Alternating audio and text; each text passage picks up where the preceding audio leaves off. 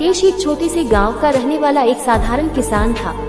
उसकी जिंदगी रोज की दिनचर्या में बंधी हुई थी। सुबह जल्दी उठकर खेतों में काम करना, दोपहर में थोड़ी देर आराम करना और शाम को फिर से खेतों की देखभाल करना।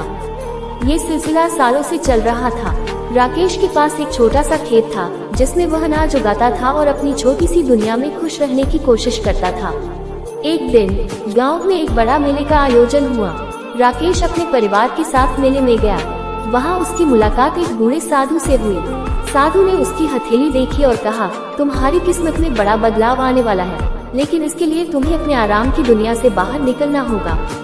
राकेश को ये सुनकर आश्चर्य हुआ, पर उसने इसे गंभीरता से नहीं लिया। कुछ हफ्तों बाद गांव में एक बड़ा तूफान आया और राकेश का खेत बर्बाद हो गया। उसकी सारी फसल नष्ट हो गई और उसके पास कुछ भी नहीं बचा। यह उसके लिए एक बहुत बड़ा झटका था। परिवार की जिम्मेदारी और खेती की बर्बादी ने उसे अंदर से तोड़ दिया। लेकिन उस बूढ़े साधु की बात उसे याद आई। उसने ठान लिया कि वो हिम्मत नहीं हारेगा और कुछ नया करेगा। राकेश ने शहर जाने का निर्णय लिया। शहर में उसने कई छोटे मोटे काम किए, लेकिन उसकी मेहनत और ईमानदारी ने उसे जल्द ही एक अच्छी नौकरी दिला दी। उसने अपने काम में पूरी लगन दिखाई और जल्द ही उसे प्रमोशन मिला। कुछ सालों में उसने इतना पैसा जमा कर लिया कि वह अपने गांव लौट सका और अपने खेत को फिर से बसाया। राकेश ने अपनी खेती को एक नए तरीके से शुरू किया। उसने आधुनिक तकनीकों का इस्तेमाल किया और जैविक खेती की ओर कदम बढ़ाया। उसकी मेहनत रंग लाए और उसकी फसल पहले से भी बेहतर होने लगी।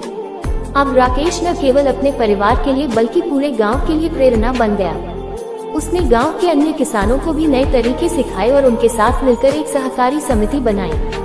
राकेश की जिंदगी में आया बदलाव ये दिखाता है कि कठिनाइयां हमें गिराने के लिए नहीं, बल्कि हमें मजबूती से खड़ा करने के लिए आती है। उसका संघर्ष और सफलता ये सिखाती है कि हिम्मत और मेहनत से हम किसी भी मुश्किल को पार कर सकते हैं।